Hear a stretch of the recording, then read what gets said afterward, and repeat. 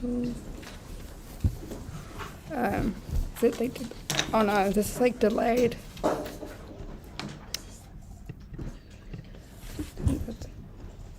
Okay, let me just sit.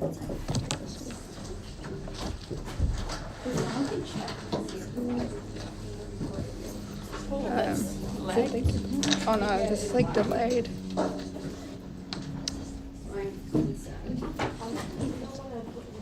Okay, let me just sit.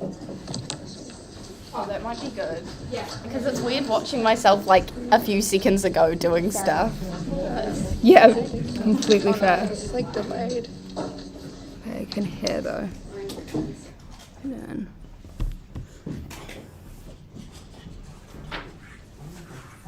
Oh yeah, and then also I'll tap once at 1 minute, once at 7 minutes, twice at 8 minutes, and if you're still speaking after that, I'll keep tapping, and then same reply, about half.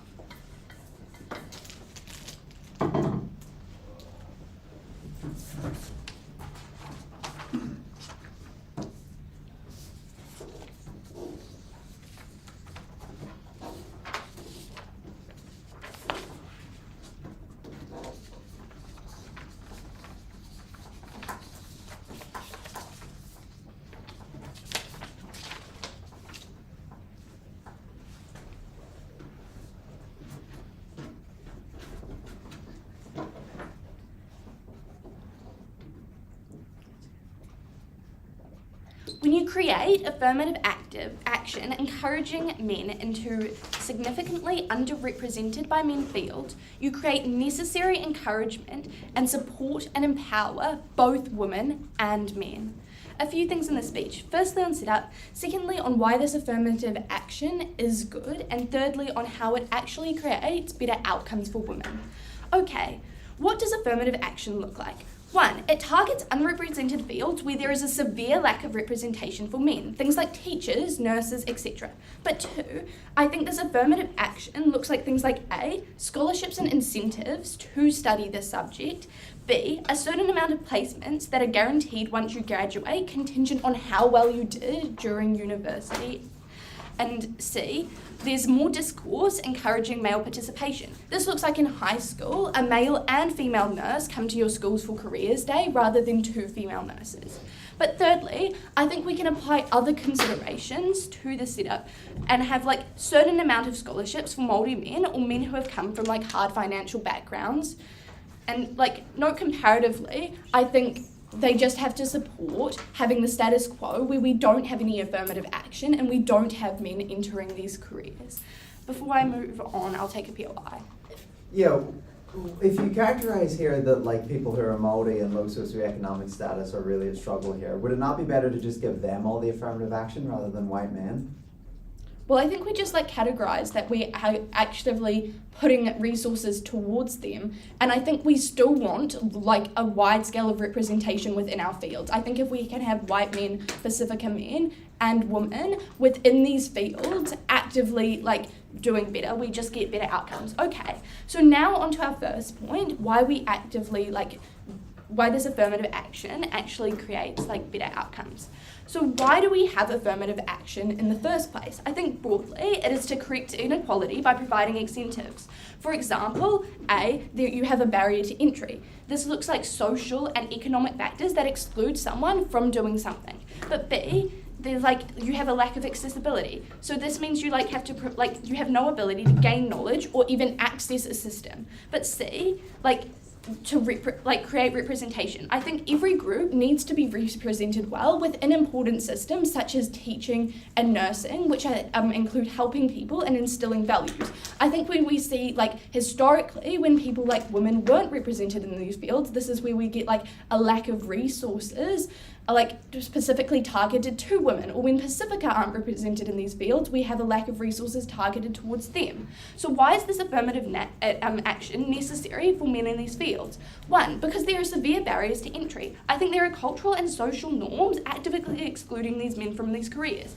This looks like being called names if you want to become a nurse, because there are social narratives that push this idea of manliness that don't work in tandem with roles that are seen as more womanly. note that like these norms often exclude these men who are minorities to a larger scale because A, people of like lower socioeconomic like standing are more prone to having like these social narratives pushed on them. But I think also B, there are like cultural like reasons like where like maybe some cultures are more conservative that like push these individuals out from even pursuing these roles. Note that like for these individuals, the like concept of being a man, of being the breadwinner, outweighs any want to enter these fields. But 2, men have less access to the skills required to go into these fields. Like, these aren't skills that are promoted to men to the same extent they are promoted to women. This looks like how all boys' schools tend to only have like hard tech and product design classes on course rather than things like early childhood classes or home economics. And note, even at co-ed schools, boys just aren't included in like when all these women put their name down for the list, they just like are like they get less priority, but they are also actively discouraged because they're seen as like maybe being more rowdy and like not gonna like participate. But I think thirdly, you just are underrepresented. So like this looks like A, if you were troubled youth, like getting social work, I think the struggles of a young man are significantly different to the struggles of being a woman. I think maybe as a like young man within the social service, you may have seen a lot more violence, a lot more pressure to go into gang culture, and just by having a man there, like these social narratives that I think still affect you, I think you can see this man as being more relatable, feel more like susceptible to like opening up to someone you see as represents you rather than like this foreign person who like you don't understand. I think this young man just like relates to this like man more, and I think it just like opens up more opportunities within these services. But I think B, you also just get less visibility when you have less representation. Like by association, it becomes a woman like dominated career. This means when a young boy goes to the doctors and all the like women nurses are women, he doesn't even consider becoming a nurse because this is not even something he thinks is possible. So why does incentives change this? 1, it creates more visibility. I think when you see more nurses at Careers Day, it becomes more normalised. I think you have like, when you have this higher visibility, this creates desensitisation. I think it now becomes a lot more accepted for people to do these things. Specifically, if you now like believe some of that stuff that I will go on to say on why more individuals actually going into these careers. But I think this is so important because like, this, as a man like who wants to be a teacher because you value education, you are more likely to actively go into teaching rather than pursuing your studies further because like social narratives like don't think it's acceptable. But I think 2, like you have an incentive to go into the field. Like note for someone going into a degree, having things like less student loan on your like student loans means you have less student debt. This is a significant incentive to enter these careers. So like at the end of this, we give you both like social and economic incentives to enter these careers. So what does this mean? 1, we get more equity. When men are actively excluded from these fields, we just like lose the ability to have like this equal representation, equal equality, equal access. We think this is like just like principally bad. But I also think, secondly, when we get better representation, systems become more effective because you can like young men can reach out to men who they relate to. Like a guy in hospital going through something can't speak out because he doesn't feel like it's manly to share his feelings. But if a man speaks out to him first, it becomes a more reciprocal process. But I think thirdly, more men can follow their passions. A lot of men aren't discouraged from these like ideas that they can't enter these fields. But I think fourthly, it's just more normalised. People in these fields are like just less discriminated against. This means that the guy who is already a nurse gets called like slurs like maybe once a week rather than every single day. But I think, secondly, it actually makes these fields better for women when, like, note that these are fairly academic careers that require a degree of specialisation. This means men who are incentivised by AF's actions but come from very comparable fields, things like doctors, engineers, etc. So like I think the reason to enter the field, because you're passionate about it, now frees up areas that women might want to enter but don't have access to because they're very male dominated. So this means like, 1, opens up other opportunities, but also 2, I think it legitimizes the field of like being a nurse, being a teacher. It isn't seen as just like being another form of mother. It is seen as being a profession which creates credibility for these women. But I think thirdly, that like you also now have the ability to have more representation in the fact that the creepy man who is like in the hospital who's asking for a bath, you can send your male nurse to go do this. It means these overworked individuals are less subject to like harsh realities of being a woman in these fields. This is why the mood shall fall.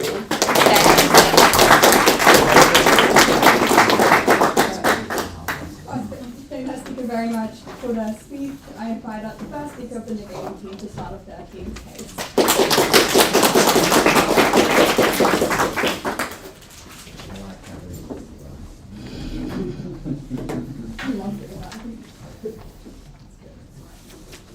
Sorry, I realised it slowed down.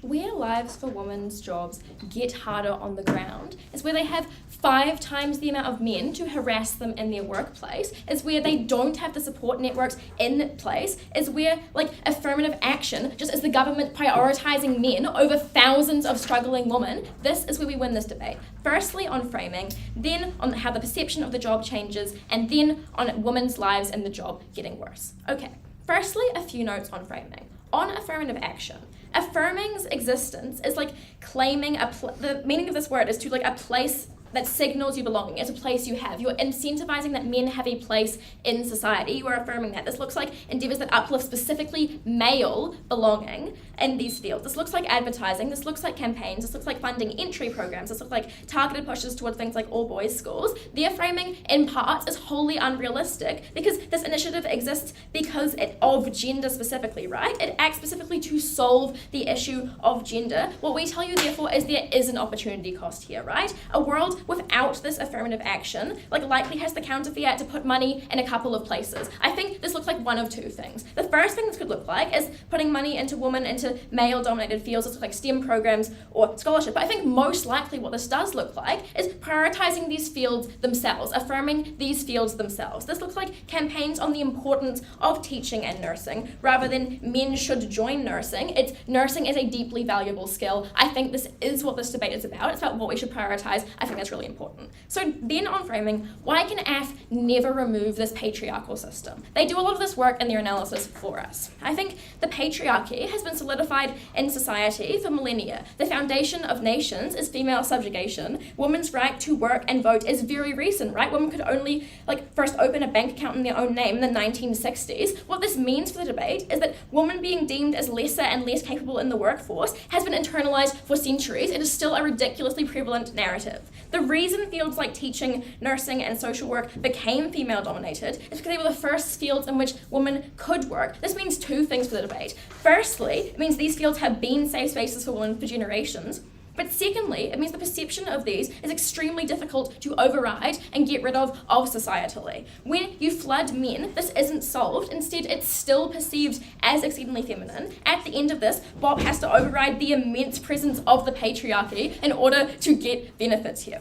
Okay, the last thing I'm framing here is on this directly responding to on men not seeing themselves. The first thing here is that visibility doesn't just change your desire to be a breadwinner, right? I think these incentives still act on you, but I think it's very important to note here that it's already easier for men in these industries, regardless of affirmative action. Why? Because they just have more opportunities even when there's less of them, right? There's an intense demand in primary education for a supply of male teachers in early childhood because there's just literally only 5% of them, right? There's so many more roles for them to fill. In these jobs, the highest level positions are already occupied by men and are viewed because they're viewed as important in management. This means most teachers are women, but most principals are men. What this does for the debate is that increased support for men in the field just furthers this divide. Men cyclically appoint more of themselves to these roles. There are less women who are able to get through the cracks. That's a massive harm they have to stand for. Okay. Then firstly, on how it changes the perception of the job. At the top of this, the perception of the job doesn't change at best, and at worst, it overvalues men in these female-dominated fields. Okay. The first mechanism here is that the link between encountering more men in an industry and then changing the perception of said industry is very tenuous. It's very difficult to change. I think maybe you encounter male nurses slightly more often. Maybe you're slightly surprised, but you don't identify why you're surprised, right? It's subconscious. You never stop to think about the overall percentages of the industry. You don't Google it or analyze the total proportion of the genders you've met. Maybe weeks later when you think about it, you've already forgotten, right? Your perception of the femininity of this industry stays the same. Secondly then, there could be quite a dangerous precedent set. I think this, by prioritising men in campaigning, by the government putting their money towards men, it directly fuels the narrative that men are discriminated against, that feminism has gone too far, right? You actively have to help men in female-dominated spheres. This fuels far-right discourse. It propels it into mainstream as a powerful talking point. There is a governmentally supported signal that men are discriminated against, that they have to be protected under a privileged class. There's more anti-DEI support. Maybe now that politically it's very difficult for businesses, it fuels nonsense lawsuits like white men suing affirmative action companies for being discriminated against, right? I think that's super harmful. Thirdly then, I think underfunded industries are likely because of structural reasons, right? I think they're least politically valuable so they can be cut for budget. Underfunding impact is not critically or immediately obvious. Most leaders and spokespersons for unions are already men. We look at things like firefighter strikes, right? What this means for the debate is you can only change things like pay by prioritising the industry itself rather than a gendered proportion of it. The gender of the industries doesn't matter. Just because firefighters are majority men doesn't change the fact that they don't get paid any good salaries, right? Instead, when our counterfactual is affirmative action prioritising the industry itself, you are showing that teaching is essential. You're showing that nursing needs better pay and they do hard work. Campaigning on this idea so you actually get benefits for everyone involved, whether men or women, that is massive. And the outcomes of this, millions of women, and some of the most, and the outcomes of this, I just think that you have these industries so much looking better on the world stage. You have better outcomes for everyone in there. Before I move on, I will take a POI. There is an idea that women are feminine in nature and have to fulfill feminist and woman motherly roles, and men can't. So why then do we not have the ability to uniquely on our side to provide men a chance to combat this toxic masculinity? Okay, look, I think you're never getting rid of the idea that women have these ideas of motherhood. I don't think you're combating toxic masculinity. I think instead at best, right, you do combat toxic masculinity a little bit, but it doesn't help the women's lives in the field, which I get into now. Okay, so when more men enter the workforce, more sexism occurs more frequently. The first reason here directly responds to their idea of helping women. This is the invasion of the safe space, right? Functionally, in F's best case, they get more men into the sphere. Even if this happens, this is really bad for women on the ground. Why? Because this is a catalyst for workplace sexism, for harassment. There's a subconscious understanding of gender ideals. This is how women are treated and their capabilities are deemed everywhere. For a nurse on the ground, you're compared more by your supervisors to your male counterparts. You're 80% more likely to undergo some degree of workplace harassment by your co-workers. Maybe you get interrupted in staff meetings. Maybe your patient asks for a male nurse because they deem them more knowledgeable, right?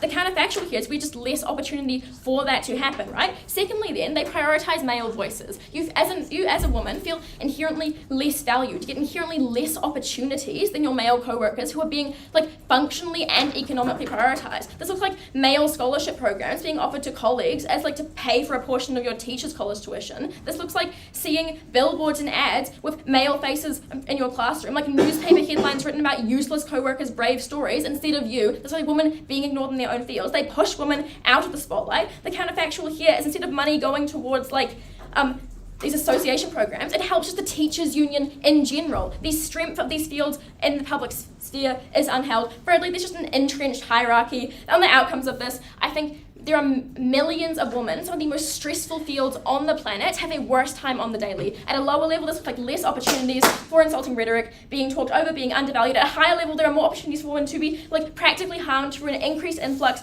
of being able to be groped at work, for workplace harassment to be continually made to feel unsafe and upset in a space made for you. This is especially harmful when these fields don't have the safeguards, don't have the measures, because they haven't had to have a lot of men there before. I am proud to stand.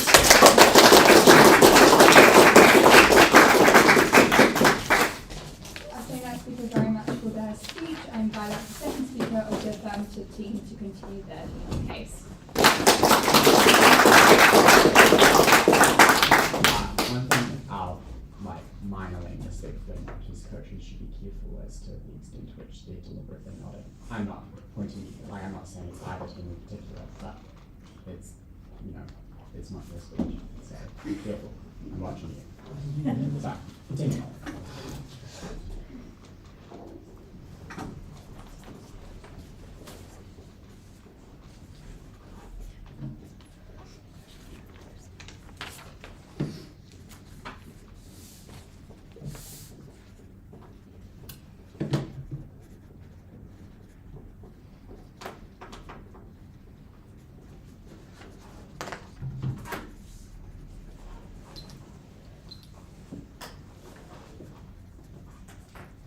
When you tell an insecure, far-right little man that he can now be a nurse, I think he feels validated and he is far more likely to participate in the feminist movement on the affirming side of the house. Look, I think a few things in this debate. Firstly on woman, then on model, then on interpretation, and then an extension on why normalization is so important. Look, I think woman is probably their strongest material, so I'm going to focus on that first. They tell us that by doing this, we prioritize male voices in an industry that is crucial for representing women. Look, a few basic responses here. Firstly, we have accountability mechanisms, right? This doesn't at least exist to the extent in which you can actively prioritize the minority of men existing in this workplace without looking like you're clearly an idiot and you're acting irresponsibly. But also, secondly, we think that if this is true, then the majority of women who exist in these workforces have the capacity to speak up and easily outweigh the voice of the minority of men that exist in these industries. But thirdly, even if this is true, then the female majority is still always louder and it's easier for them to talk out because there's more of them, it's easier to have safety in numbers, it's easier to be heard. But fourthly, if you buy that people don't change their views on masculinity and they don't change their views on women being better maternal figures in these industries, then it's clear that these superiors would see women as the preferred alternatives. They'd be more likely to continue to prioritize female voices in these industries. But then to extend here, why do we think we actually make the quality of women's jobs in these fields better? Look, note the context that Layla gave you here, that these are all fairly academic careers that require a degree in specialization. There is therefore a clear connection between the men who take these jobs, who are passionate about this subject and academics, who come from STEM, who come from doctors and other male-dominated areas. So then why do we create better opportunities for women? Firstly, we open up other opportunities when men leave those fields in STEM and male-dominated industries. Even if there's a cost to female-dominated industries like education, those women can easily go there who would otherwise go to teaching. But secondly, it legitimizes the field. We see it as more of an equal position instead of being a feminine career. But thirdly, women still have a comparative advantage, right? Like we tell you at Layla that men are systemically excluded from these things by social and cultural and ethnic norms,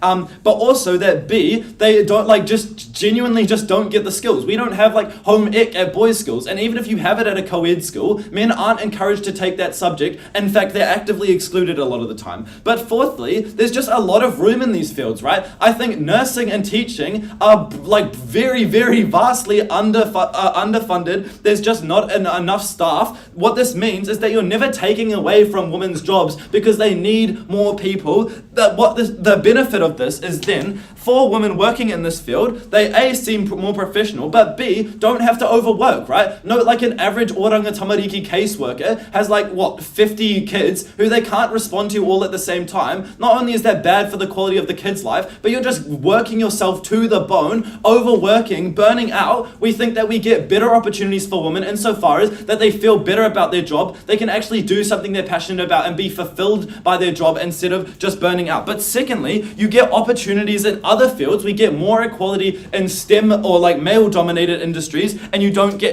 disenfranchised. So we think at the end of this, even if you buy that maybe there are some minor harms, which we don't think are true, to women on a day-to-day basis, as a whole, the feminist movement is far on scale, just affected way more broadly when we can get more representation of women in wider industries, and for the vast majority of women, a better quality of experience at existing jobs. So then on the model, look, they tell us that there's opportunity costs like that you could prioritize females. Firstly, there's like no cost to female scholarships, right? Like these are already female-dominated fields. They aren't putting like female-focused scholarships on nursing and teaching. But secondly, why is this a cost anyways, right? We tell you we can cater it to minority men. We tell you we can cater it to men in financial need. It's unclear what is inherently bad about giving people who haven't had access affirmative action. We tell you why we have affirmative action at Layla. If we support this principle for other areas, it's unclear why we shouldn't support it for men, especially men who we do prove do need it. But then they tell us that, oh, well, we are just going to like flood men into these industries. Why is this not true? Firstly, there's only so many scholarships to go around. Like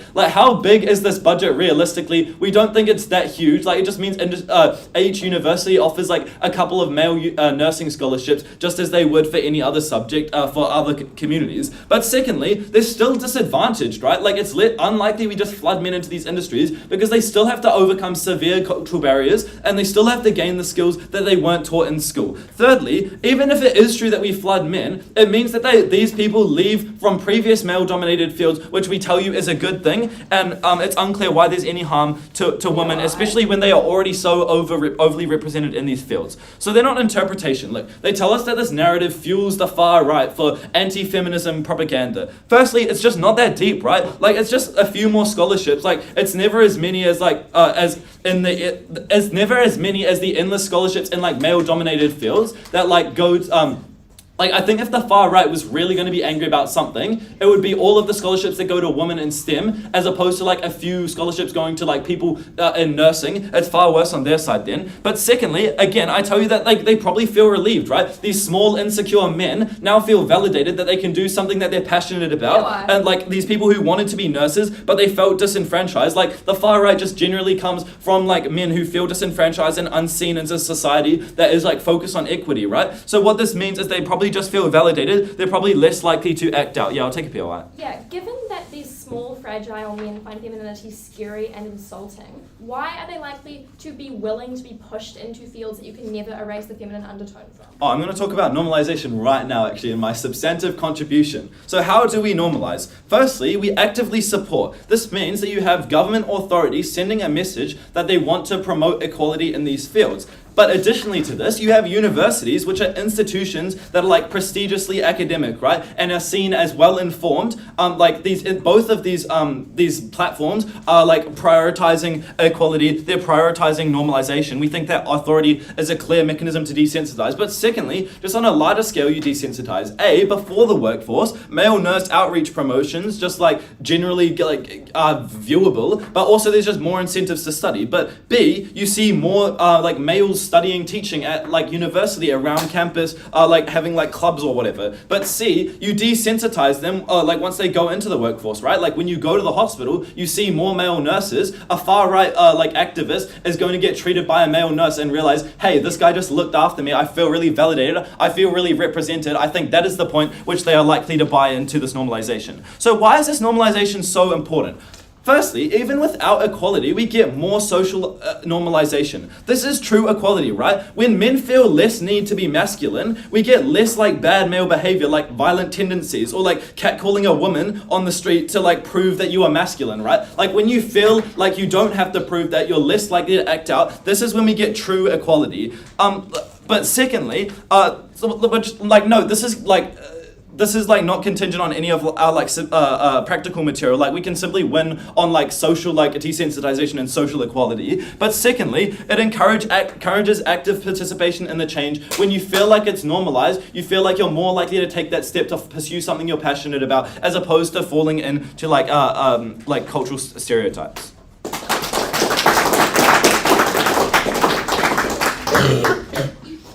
Thank that speaker very much for their speech.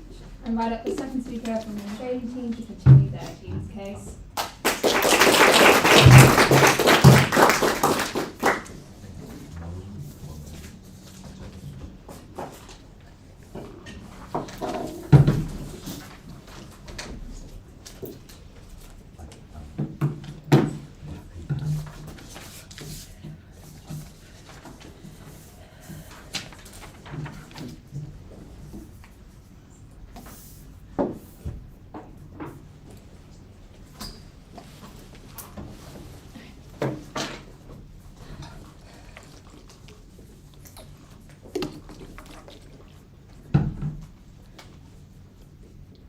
As you all can tell, I'm losing my voice. As it becomes deeper and raspier, I get ever better points on my style. Is it because I sound more like a man? I don't know, but subconscious biases suck, and AF can never get rid of them. Couple things to do in this debate. Firstly, on framing, then is on affirmative action effective, which they haven't proved, and it cuts out a lot of their benefits. Then on the benefits of men in industry, then on the impacts of women, and then on like normalization and better outcomes of job. Firstly, then on framing, what does AF tell you about affirmative action? They tell you that they want to direct it specifically for like men in need, like Māori, like lower income students. I think firstly, this just isn't exclusive, right? On our side, we can just direct it to men and women in need. We get double the budget. But also note, even if you buy it's just directed towards women, that's just so much better because Pacifica women and Māori women are like double disadvantaged. Their lives suck like twice as much as any other men. I think we just get the benefit that way. I think secondly, their own examples make it unclear how they directly target, right? They tell you about visiting schools, they tell you about scholarships. I think it means they do just get a whole heap of white men. They spend a heap of money on white men who aren't disadvantaged. I think the counterfactual here is the money is spent elsewhere for women who are struggling, maybe just in the career in general, right? Like maybe the teachers union puts more money on funding like strikes and organising that. Secondly then, are men in the status quo because they want to tell you that they're really, really oppressed. Spoiler alert, they're not, okay? I think we tell you about like the patriarchy, about men always being like valued highly, subconsciously or consciously. What this means is that when men do go into these industries, they are not actively shunned. They are welcomed with open arms because they are viewed as having more perceived experience, because of this bias that they are viewed as more competent, because they fill in the missing gaps that AFS wants to talk about, right? This was like early childhood education, like really welcoming male teachers, giving them more promotion opportunities just in the status quo, right? I think men on our side always get those promotions, always get welcomed to the field, just have a cushy life because it's really easy. Note that like maybe teachers are all women, but principals are all men, right? I think it's very clearly they are not like oppressed on their side. You shouldn't care about them. Then, okay, now to is affirmative action effective? Do they actually get more men into the field? No, if I prove that this isn't true to like any sort of degree, it cuts out a large amount of their benefits. Note also here that the more money they spend on this, the higher the opportunity cost, the less you can do other things. Firstly, they tell you about visibility. I think here that social norms are extremely, extremely strong.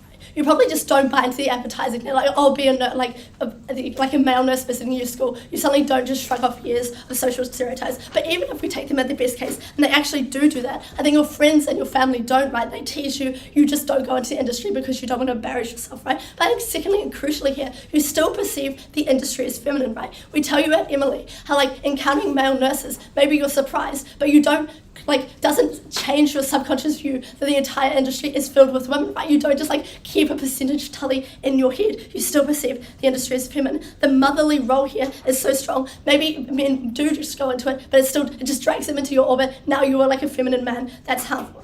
That's really harmful for you. You don't want to go into it. I think secondly, they tell you about incentives. I think if you really care about money and incentives, it's just don't do it, right? Because teachers and nurses are really low paid. If you really cared about the scholarships, you just go elsewhere. I think they need to put heaps of money into that, and that's helpful for them. Lastly, they tell you about less access to schools. Look, I think you just learn how to be a nurse in training, right? You don't need homework to do that. But I think secondly, if men really are bad at the job, then don't spend money on getting scholarships for them. What is the counterfactual here? I think we just encourage more people to go into the industry in general, right? I think when you target advertising towards women towards men, women are actively driven away, right? Because now they see a man on the poster that is not them. They don't want to go into the industry. I think that is hugely harmful. At the end of this, if you buy that not 100% of men suddenly accept that nursing and teaching is incredibly masculine profession, I think that just cuts out almost all of the normalization benefits. It's deeply strategic. They haven't mixed this out well enough for you. Okay. Secondly then, on the benefits of men in the industry, they give you three main pushes here.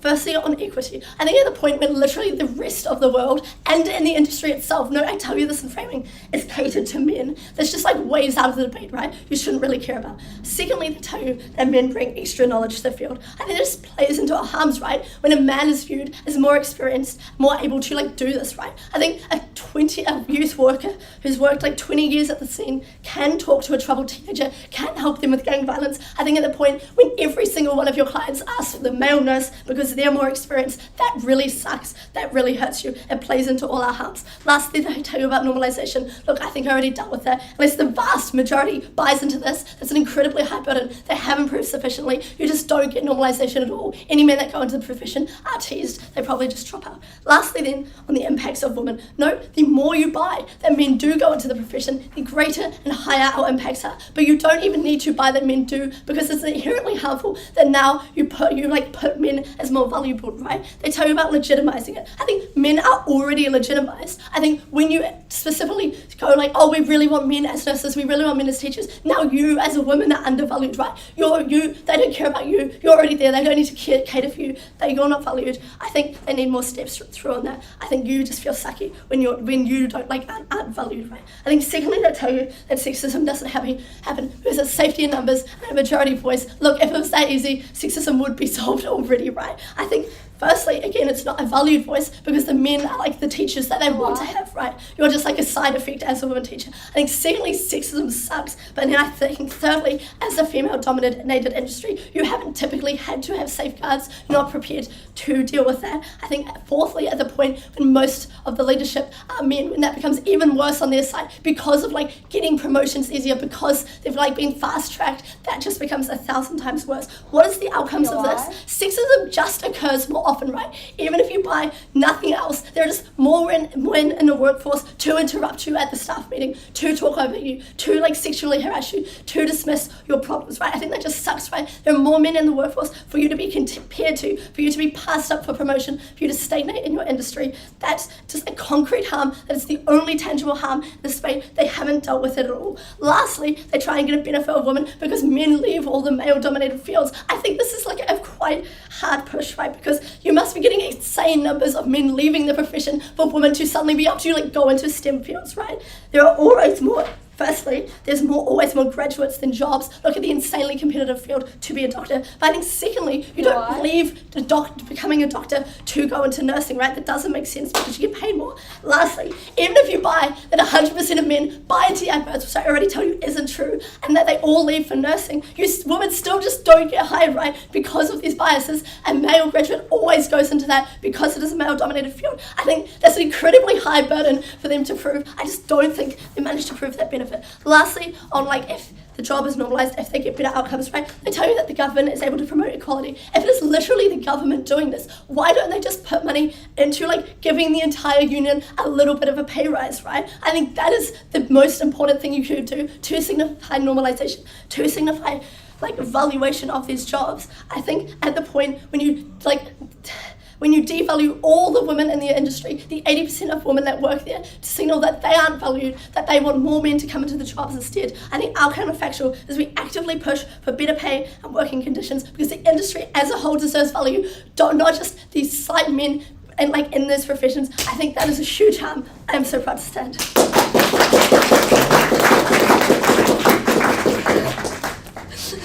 So next speaker very much for her speech, and invite the first speaker of the fellowship team to take up a substantial portion of their side.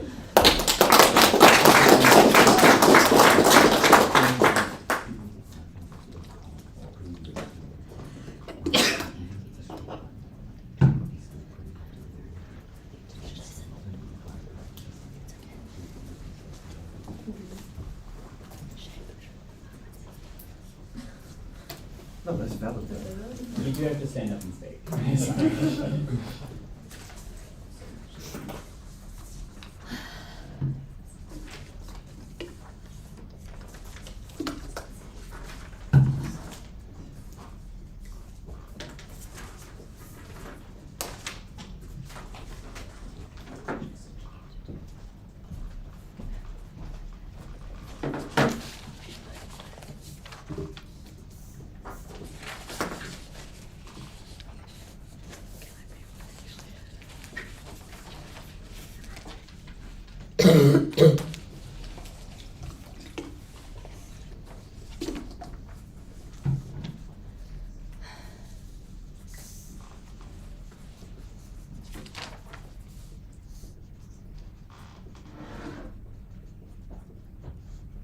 Negating can't solve the patriarchy when the only way of empowering women is by constricting them to the boxes that misogynists create.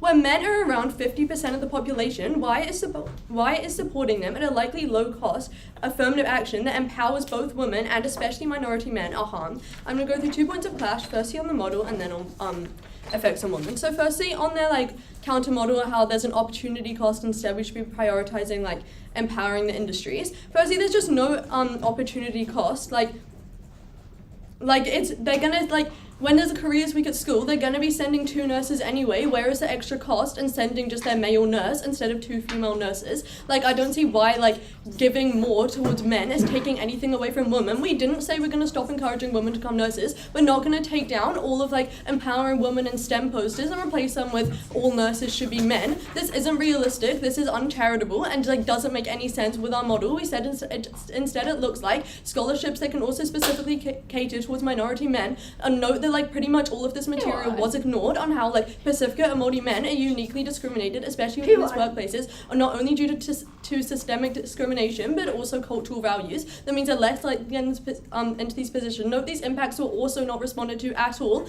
When you're a minority man that goes to see a social worker because you're being coerced into gang violence in life, you don't feel like you can relate to your social worker, you don't feel empowered, you don't buy into the system. This is when men are removed from the system. And I think on an extreme level we can just say these men are then more likely to harm women because they don't buy into the feminist movement, because they're not exposed to this, they don't buy into their female social worker, and then they don't get the help that they need. And then they said that you'll see a man on the post and then as a woman you then don't want to become a nurse. I think it's completely unreal. Well, for one, they just can't make up their minds whether people buy into this narrative or not. Do women decide that they don't want to be nurses, or does no one care at all? Do people just still think it's a completely female dominated job? This doesn't make sense. They need to decide which one they support.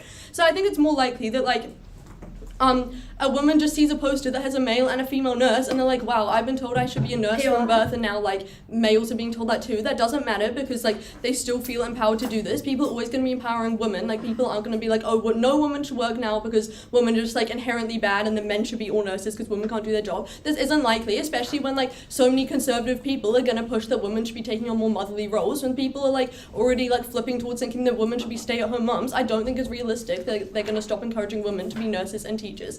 And then also just on likelihood, men not only see women on the posters encouraging them to be nurses, but they also get called names when they even consider being a nurse or a teacher. This is just more things deterring them from being a nurse is just far more likely, and on a such wider scale. Even if you believe they're uncharitable characterization of what it looks like, it's still obvious that more things are blocking men from nursing than one poster that features both a man and a woman. I'll take a POI. Ollie tells us that the budget isn't infinite. Do scholarships cost money?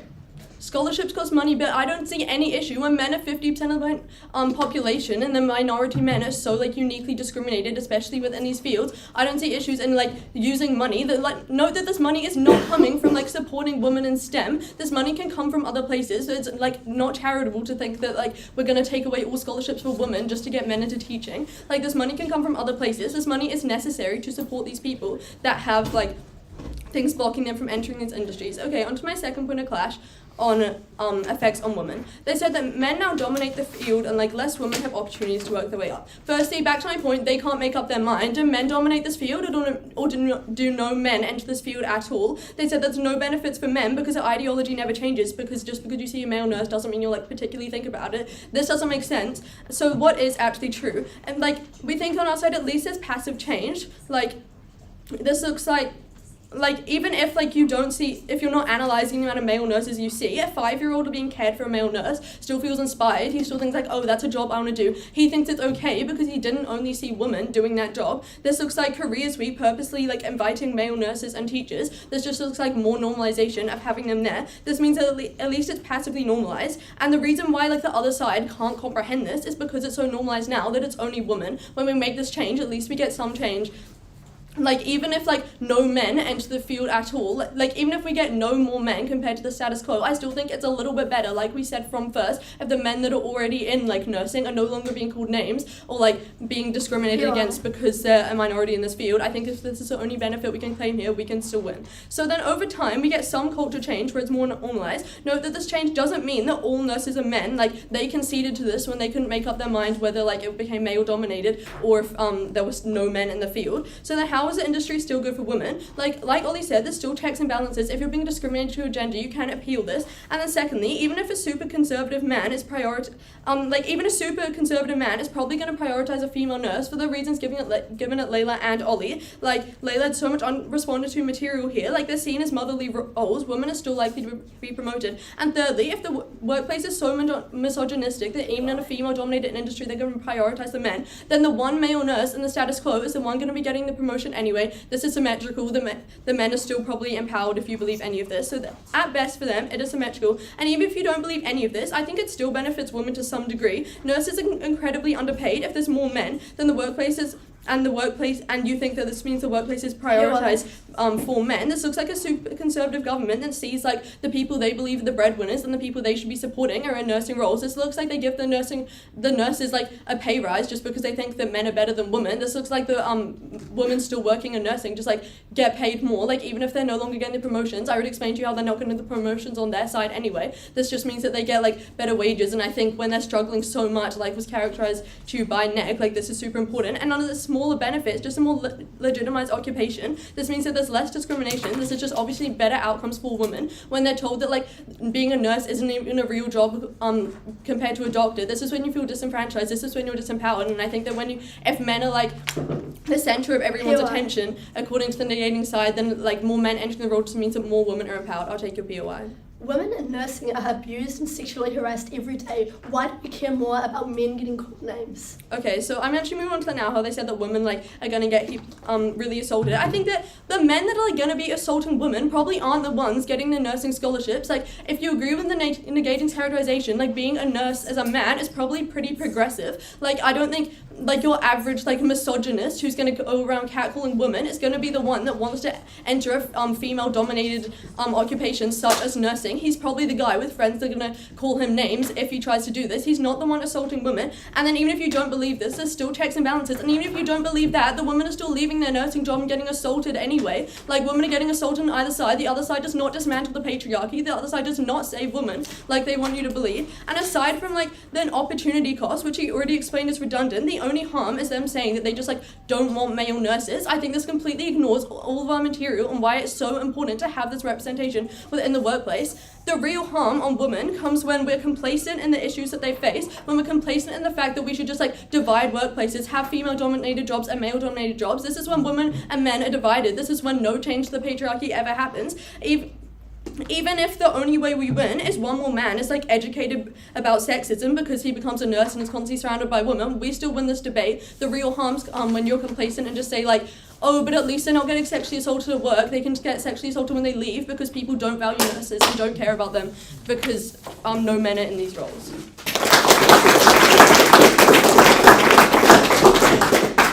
Thank you very much for your speech. I invite the third speaker of the negation team to end the standard portion of this debate.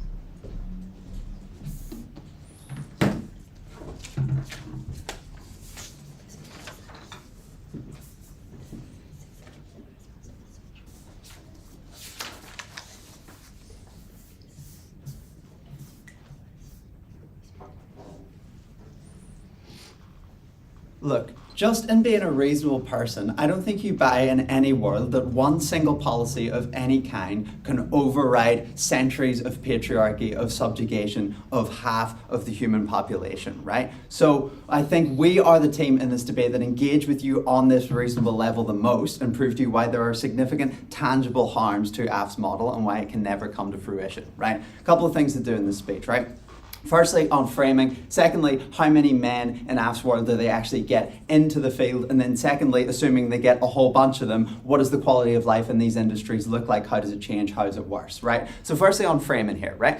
Well, what I want to talk to you about is our counterfactual here, right? I think we tell you all the way from the start, from Emily, that I think it's fair to say that there's money being spent here. We now have this money and we can support it being spent elsewhere. But we're being extra charitable. We're not even taking it out of these industries, right? We feel like it's just better spent in other ways to increase the quality of life of teachers, of nurses, of social workers, right? What we essentially hear is that AF is essentially spending no money. The piggy bank is not being broken, right? I think what we hear from them at the start is they are implementing a lot more advertisements, they're implementing a lot more scholarships, they are holding positions for men in these roles when they come out of tertiary education. I think all of these things cost a lot of money. What we tell you is there's an opportunity cost here, right? You are taking money from those most directly in need because you are clouding your targeting system by also giving it to men who in a lot of cases just simply aren't, right? I think we give you a lot of examples of what we could do with uplifting these industries, with the teachers union maybe getting paid more, with the average teacher's wages going up, right? Note these things because I think this is what wins us the debate in the case that you don't buy AF can actually get any more men into these industries. So then let's talk about that right here, right? So how many men are actually in this field? I think if it's not very many, if you buy that it's a wash, again, we have that independent path to victory, AF doesn't, so they just cannot win the debate, right? So firstly on perception here,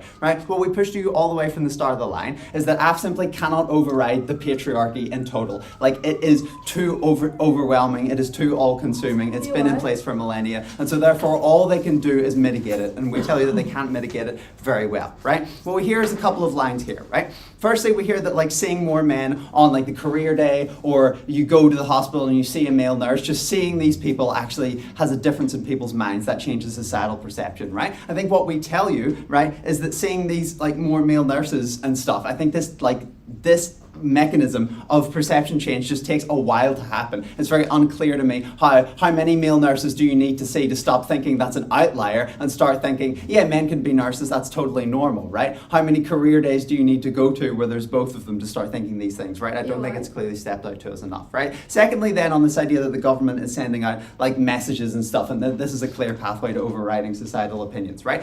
What I think here is that one government, again, does not have this capacity, right? I'm not meant as to why, like how these messages are being sent out, as to why how the government is writing them, what they're doing, who they're sending them to. I don't even think that everybody really likes the government or cares about them very much, right? Especially these like sort of right-wing, more sexist people that we tell you are a lot less likely to be persuaded, right? I just think if it's like a Labour government, they probably just turn off their TV, they don't listen, they don't care, right? And then we hear that the messaging is gender neutral, the poster has both men and women on it, etc. I think if the messaging is gender neutral, AF's model loses all of its teeth, right? Because now you're not even actively incentivizing men anymore. You're just putting up like generic nurses on a poster. Men still look at that and go like, yeah, there's a man there, but it's probably just an advertising trick, right? Like I still have this patriarchal perception in my mind that being a nurse is a male job or a female job, that being a teacher is a female job, right? I'm still not going to do it, right? So then secondly here on like these like masculinity narratives, right? I think this is a push from AFRA. They try to claim to you that they like fix the patriarchy in total because right-wing Randy sees that like this policy has gone through and it changes him, and he's like, wow, you know, maybe stuff isn't girly or manly, like maybe I'm not so toxically masculine anymore, right? I think what we tell you is probably, I think a more realistic framing here is that right-wing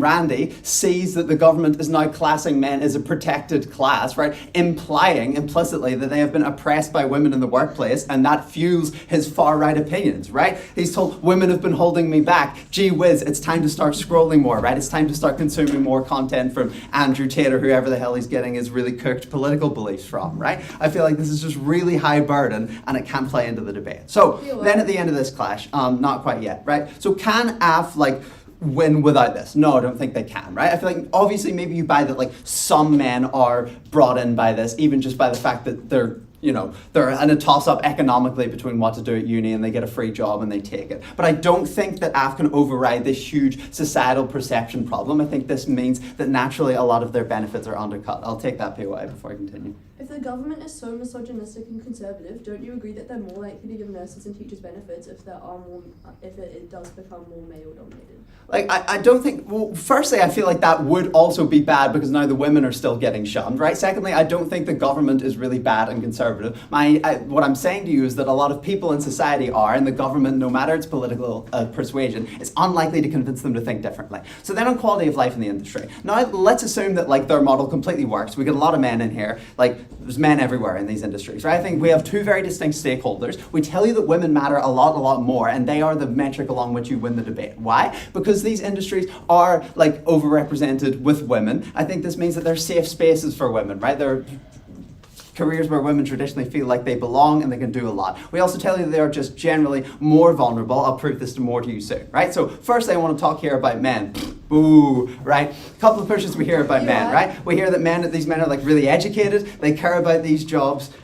Firstly on this, like I think of the comparative for us that we hear, I think at first, is that these men don't go into these jobs and they continue into higher study and they get a PhD. That's bloody great. I think that's great for these men. If these like, disaffected like Pacifica men are all of a sudden getting PhDs, like that's incredible. That's really good. We stand for that outcome. It's incredible, right? Secondly here, we hear that these men have a unique capacity to help men, right? Beth tells you why this is absolutely like harmful in the way that these jobs are perceived and that you ask for the male nurse, right? I actually don't think men have so much of a unique capacity. I think all of these people get the same training, right? I think the training encompasses all of the capacities that you would need to have. Your personal experiences don't play into it that much, right? Secondly here, on men not being called names, right? I think when you keep our counterfactual in mind, any man with any kind of morality would be willing to cop the harm of being called a little bit girly if the teachers union gets the money it needs and kids are able to get their education. So, like, even if you value these men in need, I think women are always more vulnerable, and we tell you how we help people in need in general more, right? So then on women, what are the pushes against why women are not better on our side? We hear that women have a majority, they're still prioritized. We hear that there's then gaps for women to go to male-dominated industries, right? Okay, first thing here, we tell you that all the leadership positions in these roles are men. Principals are men and doctors are men, right? So I think what these mediations look like, what these promotions look like, is if they have a lot of men to pick from, we tell you about their biases, we tell you why women get passed over for promotions. That's really bad, it still stands, right? Then we hear that like these like people in these jobs won't assault women, like because they're really educated and progressive and stuff. I think like male teachers just sleep with their students all the time. There are a lot of documented cases of this. I think progressive men still assault women, even if they don't. The women still get passed over for promotion. I think there's casual sexism in the workplace. I think that's really bad, right? Then I think we completely destroy their push on women getting like interested in like taking up these male-dominated. I don't think the barrier for a woman to become a bricklayer is there's not enough job openings, right? I think it's again a societal thing. So here, right? I think we win by telling you that we protect women in the places where they should be protected, and that their model, like probably in their best case, doesn't even work. And that's why I'm proud to negate. Thank you very much for that speech. And as per tradition, we now flip the speaking order, so invite up Negative Pie to end their portion of debate. As just a reminder, at 3 minutes I'll clap once, at 4 minutes I'll clap twice, and if you're still speaking at 4:15, I'll continue to clap.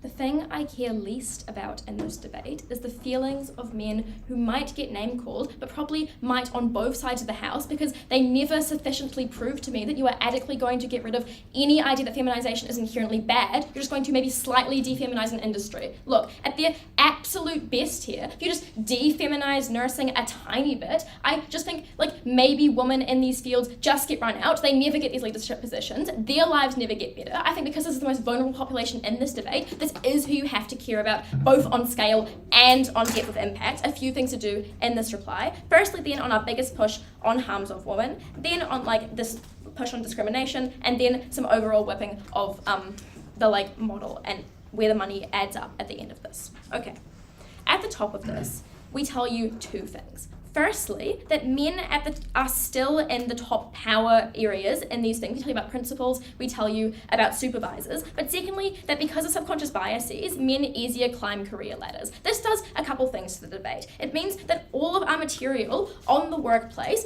is extremely exclusive and is extremely important, because the more men you funnel in here, the more women are permanently blocked out of these positions. Because if you have a pool of 2 male nurses to pick for a promotion versus 10 male nurses, all those positions are going to be filled by men. So where is our workplace material actually mutually exclusive? Where there are less men in these specific rooms, right? We tell you about being talked over in your meetings, about hearing more sexist comments at work, about getting groped or harassed. They tell us that you get harassed anyway, and that men who are in these careers wouldn't hurt women because they're woke. Look, I think intuitively, teachers harm women in the workplace all the time. Intuitively, 97% of men, right? I think a lot of these men are probably in progressive careers, are probably teachers, are probably nurses, right? But I think where this is exclusive is there is a big change, right? The more men you funnel into rooms with women, the more capacity they have to frankly harm women. You can't harm a woman if you're not in the room with her, right? I think even if you only buy maybe like 10 women in the entire world do get assaulted at work in this case, that's just a debate-winning outcome, right? Because when you're weighing that against men's feelings, when you're weighing that against the idea of maybe you enter a different field and you like feel slightly less girly, I think it's always better to be irrevocably harmed for the rest of your life, to wake up in cold sweats, right? To have this haunting you forever. That clearly wins. They're not discrimination. They tell us about like this worst case where like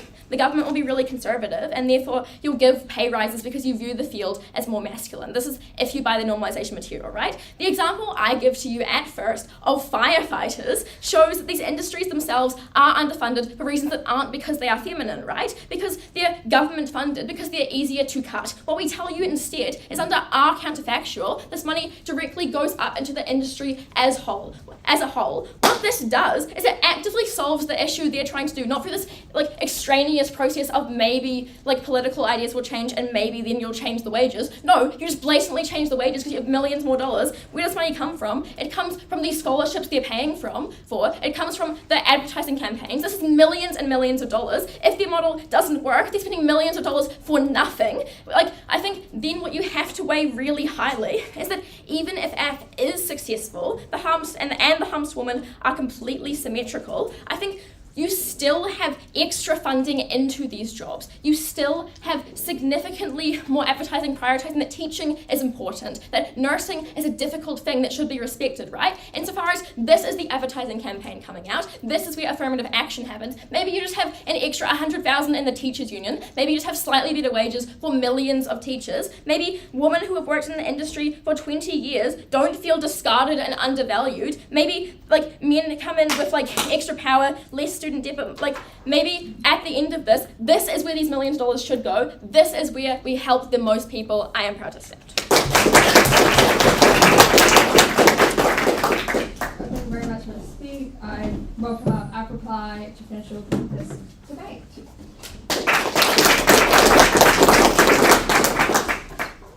Right-wing Randy feels seen when he can pursue his passion for teaching dance. But even if he doesn't, for every right-wing Randy, there are 10 men wanting to buy into equality, and then there's 100, and then there's 1,000, and then there's 10,000, because on our side, we desensitize, we can at least switch the center-right at our very worst, because at least we do something. On negating, he's just mad that women get scholarships. They change nothing. Given that they exist in the status quo, they can't do anything at all. At least our potential benefits should win this debate. Look, I'm going to start with workplace, because this is pretty much their entire case for some reason. Look, they tell us that every client asks for a male nurse. We tell you down the line that no, women are still seen as better, especially if you buy into their material on people's opinions not changing. But secondly, that like only male clients are asking for male nurses, right? And isn't this their right? Like, they have a better understanding. Like, male nurses like understand like what you're going through if it's like a patient who doesn't want to speak up about their mental health struggles because of like toxic masculinity, right? Like, it's just unlogical, like their argument. Like, you don't pick a male nurse when you want to discuss your period cramps, right? But thirdly, it just doesn't work because there's only so many male nurses. Not everyone can have one. The system's not just going to change because clients are needy. But then on sexism, they tell us we tell you that we have vetting and interviews. Teachers and nurses get a long process here. Secondly, there are accountability mechanisms like having a boss and being able to be fired. But thirdly, that these people just don't get these scholarships, right? These are academic, generally quite liberal or left-wing people. These men are the people who get excluded and who aren't touching kids at schools in the status quo.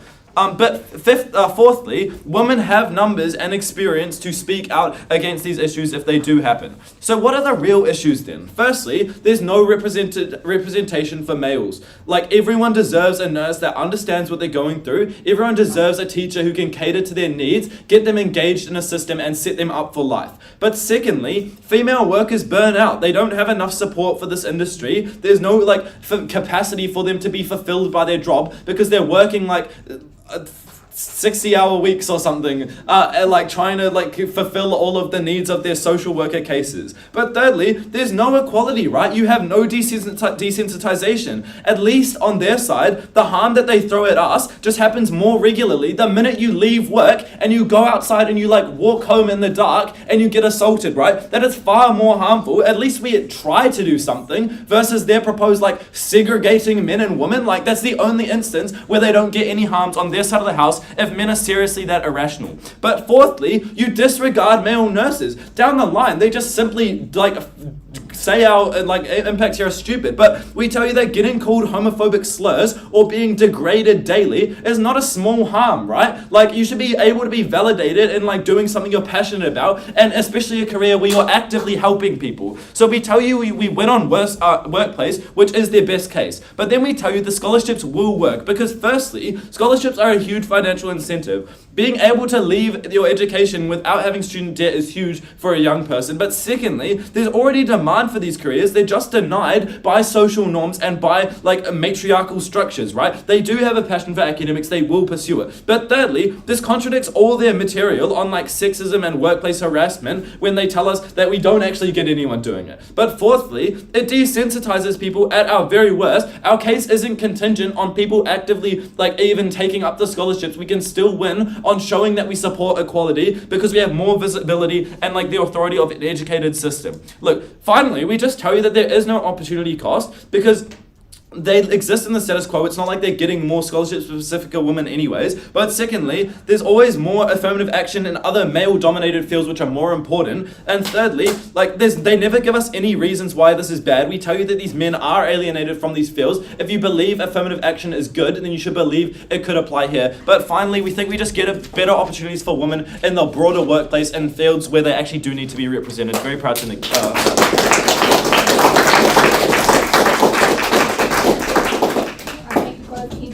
enjoyable debate and invite them to cross the floor and shake hands, and then the coaches, teams, spectators will to the room and James will call you in when he's ready. Excellent. Thank you. Wait, do you want to baffle? Yeah. Oh man, girl. Oh wait. Oh, okay. Matriarch structures. Yeah. I actually told him to run a spurt on the matriarch. No, it was a joke. Pell said to say matriarch. I said I was going to Don't joke about